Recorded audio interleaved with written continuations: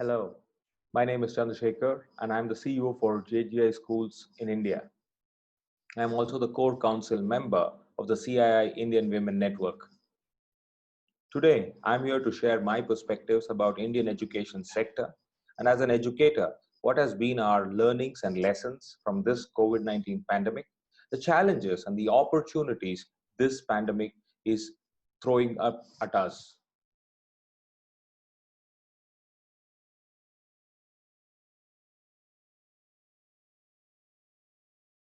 If there is one thing that has happened with this pandemic, is it has definitely pushed all of us out of our comfort zones.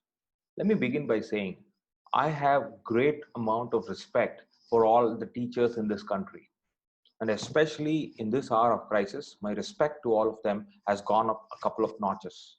Why do I say that? I say this because I have witnessed some of the teachers who were even scared to create an email ID for themselves.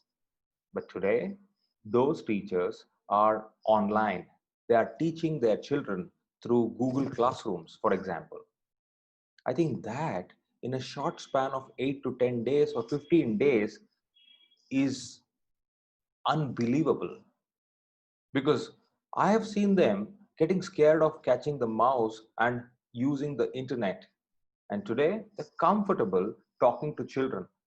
As they say, necessity is the mother of all inventions. So, what COVID 19 has done to the education sector in particular and to schools is the teachers are no longer scared of technology. We all know globally the world is going through a crash course, and in education, that is much faster. So, our teachers have used the same curriculum and they have started teaching online. So, COVID 19 has created that push. Let me talk about an example from my own school. March 16th, we got the notification that the schools are going to close down for the rest of the month. And eventually, as we all know, the lockdown kept extending. What we did at JGI schools was immediately look at alternative avenues to engage with the child. Because you must understand, the month of March is a very busy month in every school in the country. We are at the peak of our assessments, examinations, new admissions, and preparing for the opening of the next academic year. And all of this had to be done online. And let me also tell you this, at least we managed to do 60% of it online to immediately shift our focus from offline to online. What we did in this entire thing is focusing on the existing curriculum, but delivering it on the online platform. So it was tough, but it was possible.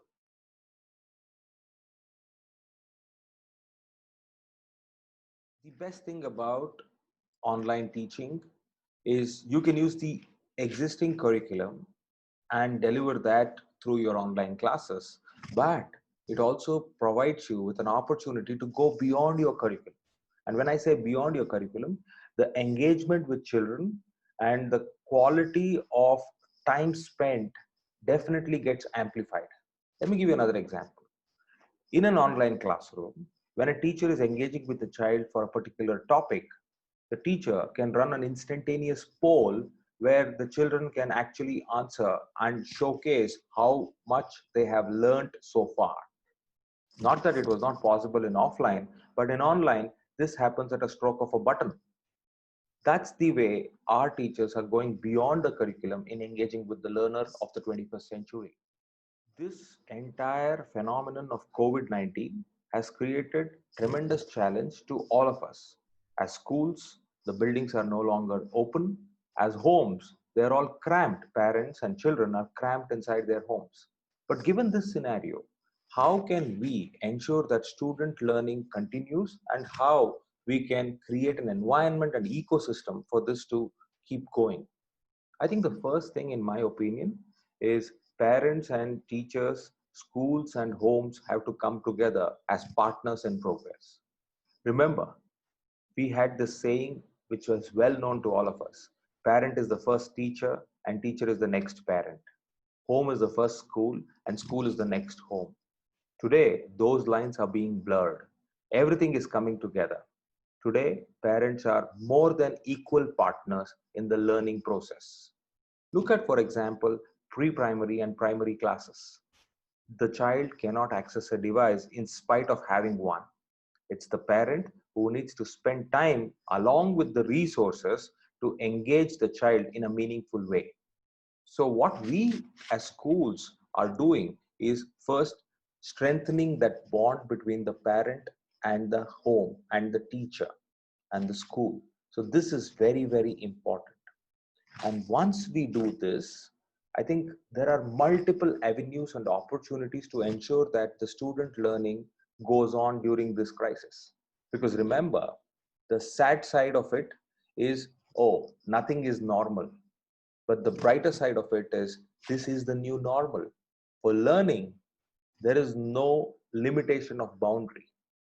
The saying goes, it's the learning which never stops, but it's the learner who stops. So, what we can do in this hour of crisis, if you want to call it one, is continue to engage with people with a meaningful partnership between the teacher and the parent, and then focus on the child at the center. Engage with the child and try to enable him or her to discover new concepts and new ideas as we go along. Of course, there are challenges. You cannot do it the way you used to do in a school setup, but you need not do everything what you used to do in a school setup.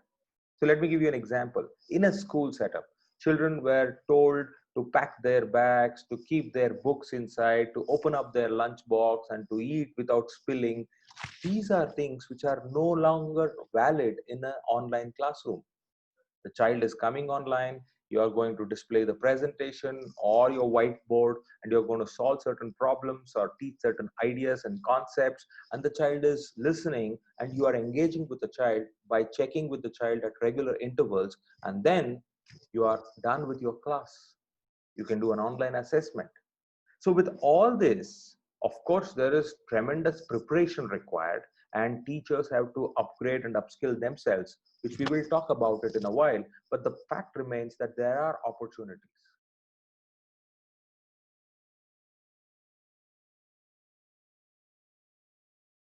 Yes, the picture is not all that rosy, because when you talk of tier 2 and tier 3 cities, there are challenges. There are challenges of access, there's challenge of power, there's a challenge of network connectivity. All of these are big challenges because not many homes are blessed with too many devices, be it laptops or smartphones or tablets or iPads. Not many homes in the tier 2 and tier 3 cities have access to all of them. And if you go by the statistics, less than 50% of this country has uninterrupted power for more than 12 hours, which means there is a huge power cut challenge in tier 2 and tier 3 cities. Even for that matter, in Hyderabad and cities like Bangalore, we are now facing power cuts. And the third thing is the internet speed and the connectivity, the network. Of course, these are challenges. And to counter these challenges, I think the government, the schools, and institutions have come up, non governmental organizations have come up in creating different platforms. Let me give you a few examples. The Diksha portal, which is created by the government of India, is a repository of resources. If you have access whenever you have in terms of network, and I'm sure with smartphone penetration, at least every household today has at least one smartphone, and the child can actually access that portal and get all the information and knowledge. The second thing is the CBSE Vidyadan portal, where class wise the subject and also the syllabus is broken down into bite sized chunks, and children can actually learn their lessons online. So that's also a challenge. And all these things are available as a recorded resource, which means the child and the parent can access it at their own pace and time. So there are these challenges, but at the same time, there are ways to counter these challenges. A couple of other ideas from the ground level, which I can pick up and share with you, is WhatsApp groups. I know of schools in Telangana, there are 10,000 schools which are low cost private schools. Forget about tier 2, tier 3 cities, but these are low cost private schools operating across. And these schools have resolved there's issue with WhatsApp. What they do is teachers record voice notes and transmit that through class groups, and children listen to those voice notes and solve their problems or learn their lessons. So that's an easy ground up innovation which we can see. The other thing is recorded YouTube links. See, if you have to transmit a video online, it takes a lot of time. But if you load it on your own YouTube channel and keep it private and just share the link to all of the learners, that's easy because it's stored somewhere and you just have to access, and the internet consumed or the bandwidth consumed is just the buffering. So these are a couple of ideas which schools in this state have done, and I would like to share that. So there are challenges for tier 2 and tier 3 cities, but that does not mean that there are no opportunities.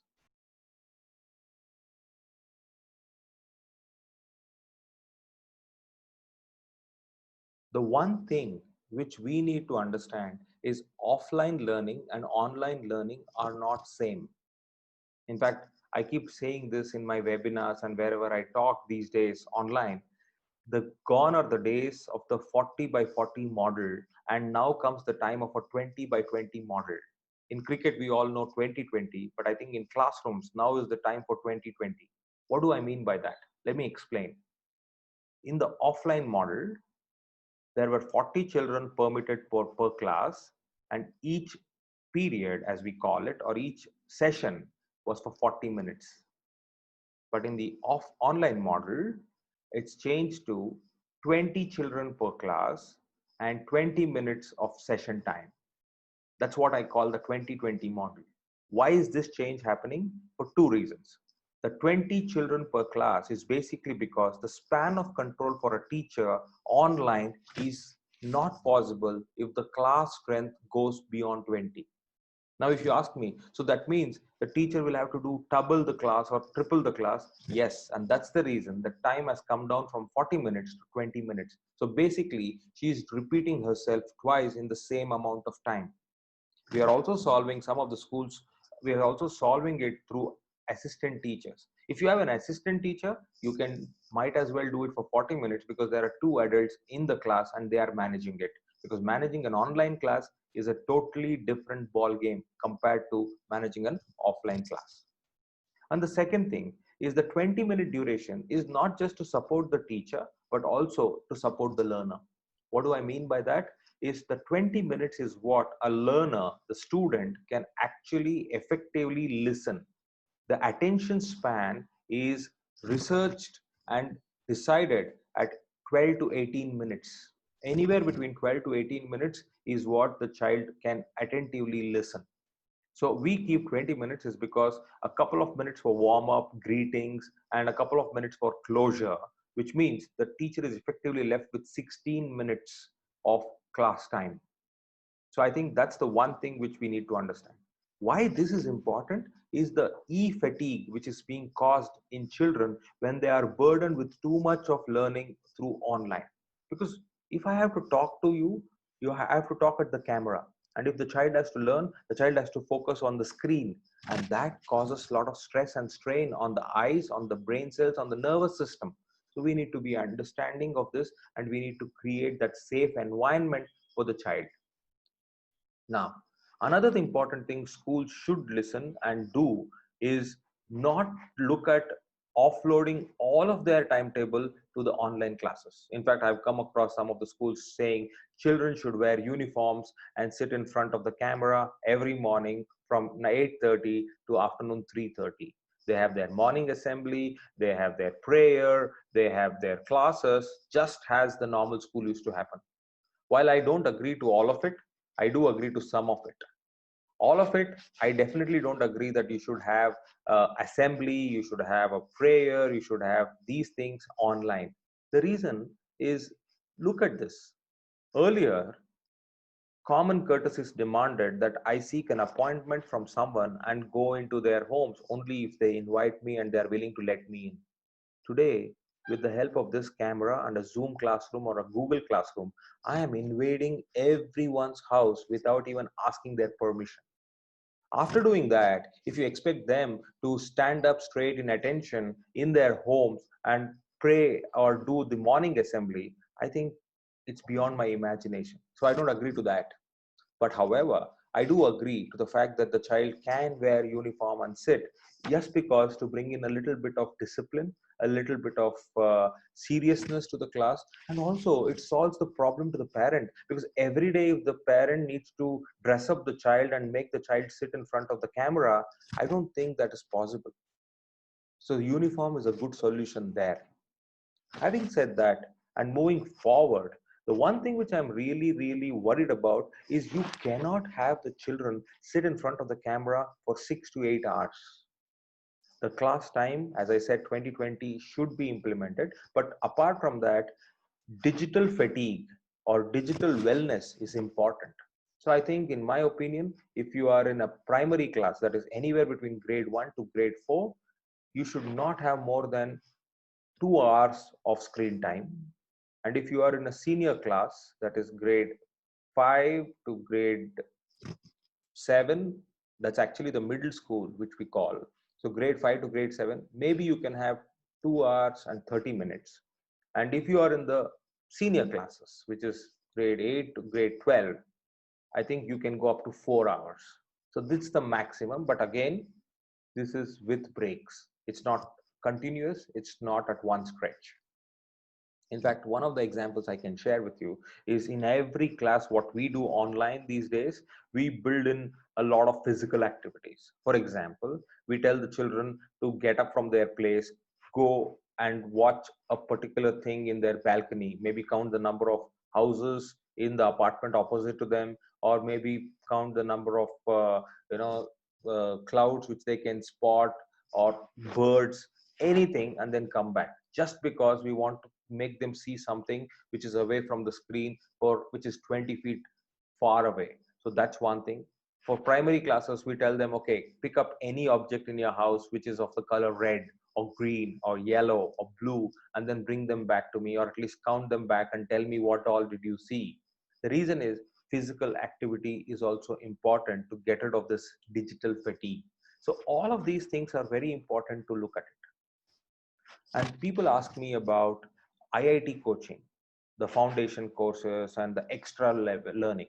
I think all of that can wait. Let me tell you and remind you this: COVID-19 is not here forever. Of course, they are still trying to find a vaccine, and they are still trying to find a cure for this particular way of dealing it. But that does not mean that this is going to be it, end of it all. Children are going to come back to schools. Children are going to come back and resume their learning. Let's wait and not burden them so much. Let's handle that in a very, very understanding and careful manner. Couple of months doesn't really matter in the larger scheme of things. What matters is the child and the child's mindset, and what we can actually deliver, and what is the priority. So let's focus on that. I hear of a lot of schools talking about IIT and that and this for grade 6, grade 7, grade 9. I don't believe in all of that. We should be slow, and we should be very, very safe at this point of time. Of course, for grade 11, grade 12, senior classes, they are adolescent children. They will be able to handle pressure and also cope up with the changing times better than the primary children or the middle school children. So we need to be considerate to the age group of the children, and then deliver our lessons and the programs.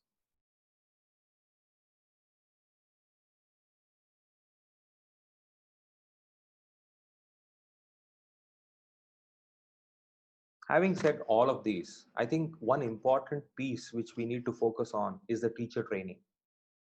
Let me tell you our example and then generalize it for the larger audience. As I said, March 2020 was a tough month, but April was a great month. Why? Because we were clear that the entire month of April there will be no schools. And what we quickly did was use the month to train our teachers. Every day from the 1st of April to the 30th of April, what we did was we had 3.5 to 4 hours of online training for our teachers. We got them used to the platform, where they understood how the Zoom works or how the Google Classroom works.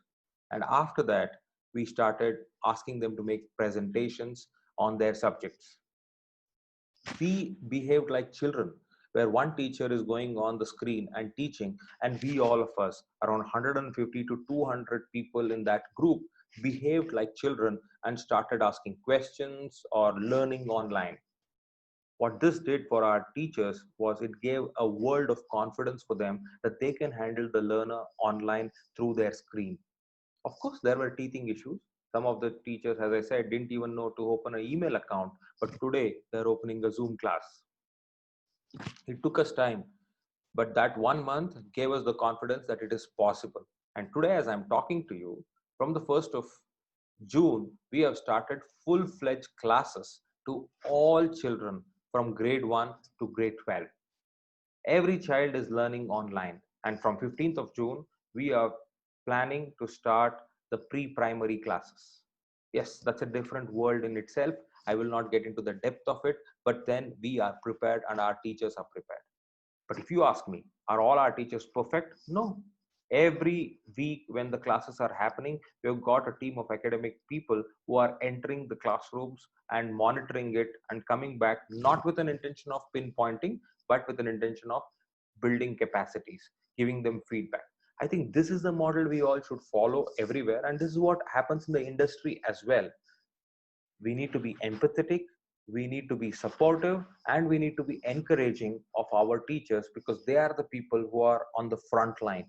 In that context, I always say this: teachers are also under the category of COVID warriors. So that's one thing. Building the capacity of the teachers is very, very important. In fact, I keep telling this and I want to repeat this through this forum because Indian Women Network caters to women, and in India at least, majority of the teachers come from the women folk or that fraternity. I'm not being gender biased here, but I want to make this thing. Today, the teacher has a golden opportunity to become a global teacher. I can tell you of example in Bangalore, there is an excellent geography teacher. Today, some of the schools, the children who belong to other schools where that teacher do not teach are approaching that teacher and saying, ma'am, can we join your online geography classes? That's the context in which I'm saying every teacher today has a golden opportunity to become a global teacher. But how do you do that? You need to upskill yourself. You need to upgrade yourself. So the mantra for the 21st century COVID-19 pandemic is unlearn, relearn, and keep learning. Unlearn whatever you used to do and whatever you knew about it till January 2020. Relearn the new tips and techniques of online teaching and learning, and keep learning because today we are here, we don't know what is going to come up tomorrow. So you need to have that learning hat on. So that's the mantra for all the teachers, and we need to build our capacities. Now, if I have to talk about it from the parents' perspective, I think I will limit myself to three things which parents should not do in these change times. I really want to say this, and I'm using this forum to tell to all of you that number one, please don't get aggressive, remain patient. It's easy because today, when the teacher is engaging with the child, we know for a fact that the parent is also listening to the class. And as an adult, you can't help but judge people. And when you start judging, you start getting aggressive because something really is not up to your expectation, and you really want to change that and you want to respond to it and react to it. Give it an empathetic look. Be patient. They are learning. As your child is learning, our teachers are also learning. So the first thing is please remain patient and don't get aggressive. The second thing which I want to tell the parents is do not let your children go out of routine. Stick to the routine. It's okay if they don't get up and get ready and get into the bus and come to the school. It's okay. But let them follow a routine. And let me tell you this, let me remind you, routine starts with you. We need to make sure that the children have breakfast on time, lunch on time, dinner on time, take rest on time, do some physical activities in the day, eat well, drink a lot of water. In fact, we have introduced water bells inside our online classes where we remind children to drink water. No class starts without the child keeping a bottle of water next to him or her. So the routine becomes very important because I've seen children online classes, children are being fed as the teacher is teaching. Now, where is the attention going when the child is eating simultaneously at the same time when the learning is happening? And it's a distraction for other children when some child is eating and making all those noises of chewing and swallowing. So we need to be very careful, and sticking to a routine, parents, becomes very, very important. And the third and the last thing which I would like to tell parents is support the child in learning. Yes, it is your responsibility as much as it is the responsibility of the school that you need to support. I know you can ask this question, why should I do it? I'm paying the fee to the school and the school is supposed to do it. Let me tell you this, in these times, whatever money you pay to the school, the support cannot come beyond a particular point. It can only come up to that particular limit. I cannot come to your house. I cannot get your child to my school. So you need to support. So please accept the new normal and say, yes, I am responsible for my child's learning and I'll have to go that extra mile. But let me give you the positive news. This is not something which we expect as a school or as any school for you to do it forever. It's just this matter of time. And when I say support, I am talking about not knowledge support. I'm talking about socio emotional support. That is very important. Social emotional support is very important, and you need to sit with your child and listen to your child and ask some questions so that the child feels there is interaction. Just imagine the kind of interaction which the child used to have when the child used to come to the school. She had friends, she had lot of learning, running around, playing, people interacting and all. Today, all of a sudden, the child is cramped inside four walls. So we need to bring that up. We keep telling it to our teachers also when we train them, and teachers have to pick it up across the country and across the community, that they need to use their voice to a great effect. They need to connect with the child in a social context, in an emotional context. You cannot be rude, you cannot be hoarse, you cannot be very, very loud. We need to be very careful with all these things. So, parents, these are the three things which I would like to tell you. Remain patient, stick to a routine, and support your child in a social and emotional way. It's your child. I don't have to tell you lessons, but then sometimes it's good to be reminded.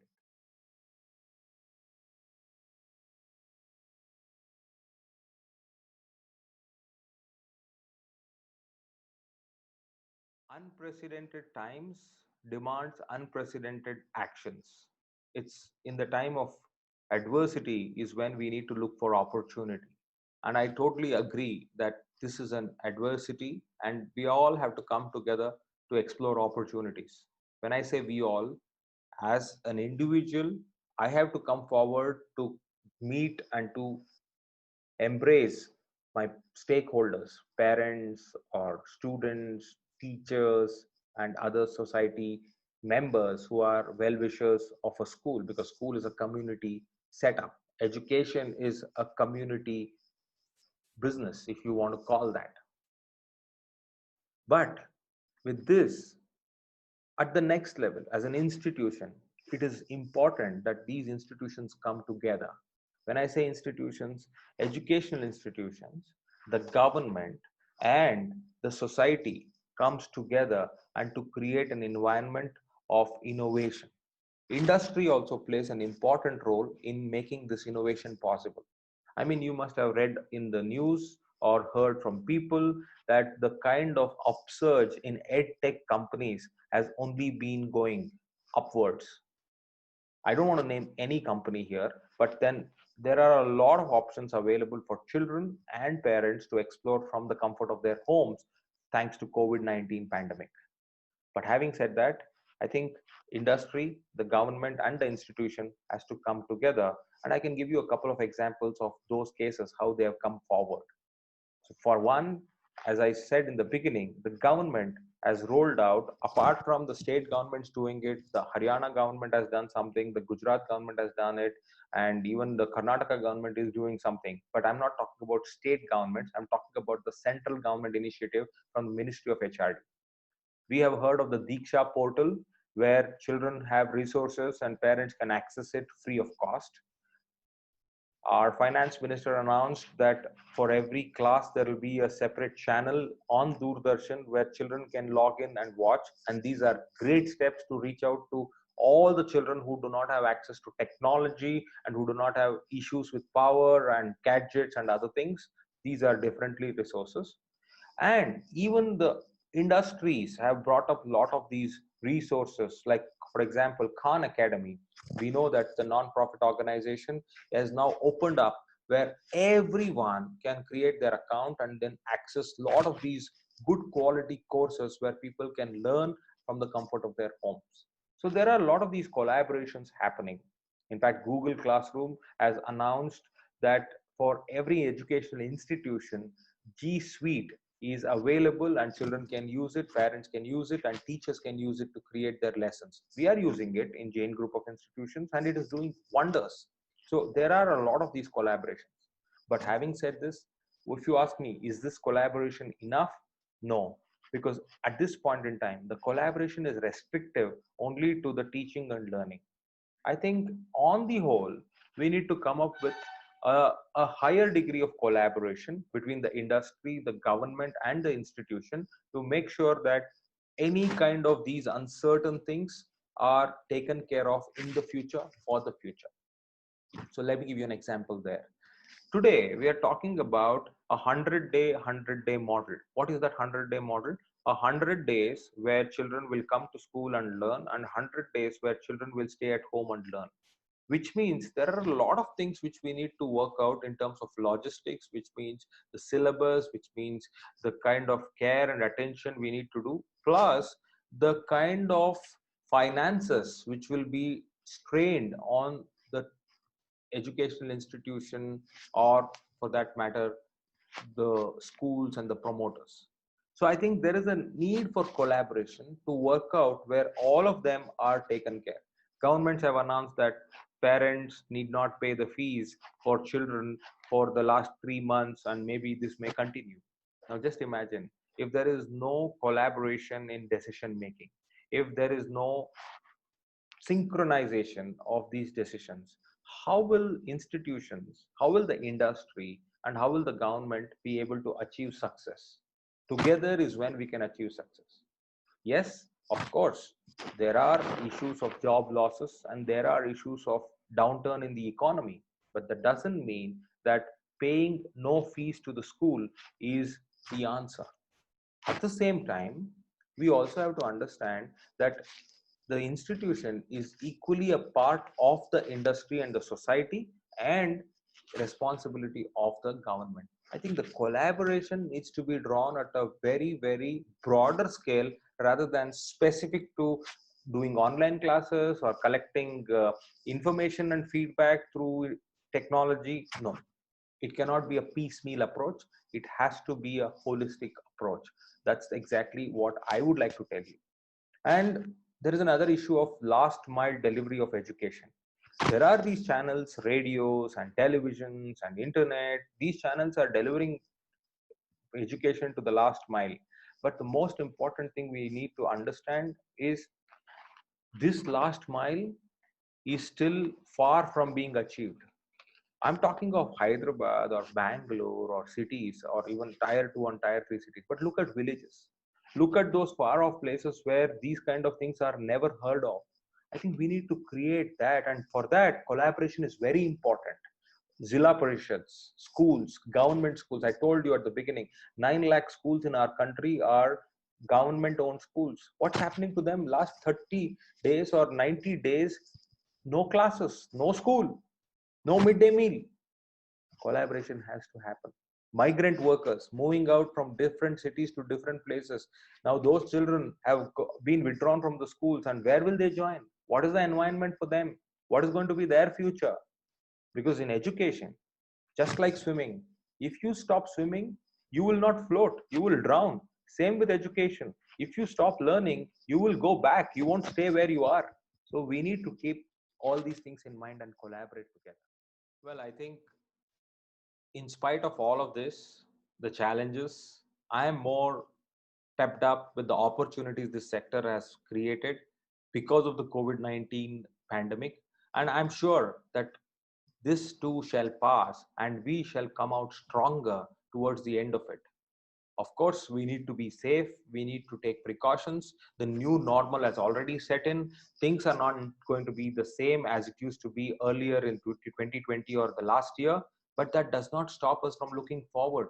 Remember, we are a human race who have survived generations of these kind of challenges.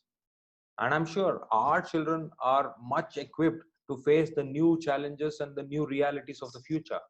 So, as adults, as responsible individuals, I think the only thing we can leave behind is that ray of hope, that hope that this too shall pass, and then all of them are equipped to face the new realities of the future. Thank you very much, Indian Women Network, for giving me this opportunity to share my perspectives through your forum. And as an educator, I am very, very inspired to do more from my place and contribute to the success of people around me. Thank you once again. And signing off, my name is Chandrashekar, and I am the CEO for JGI Schools and the core council member of the Indian Women Network.